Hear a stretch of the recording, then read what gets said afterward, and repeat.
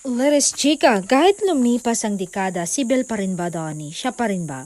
Sahad ng aktor, oo naman, siya pa rin. Walang magbabago roon. Kahit hindi ko siya nakakausap at nakikita, siya pa rin talaga. Ewan ko, ang dami diyang iba. Pero si Bel Mariano lang talaga. Hindi ko talaga siya kayang kalimutan. Napatunayan ko yan nung kasagsagan ng aking taping ng Roja. Kasi siya yung nagparamdam sa akin kung gaano ako kahalaga, ka-espesyal.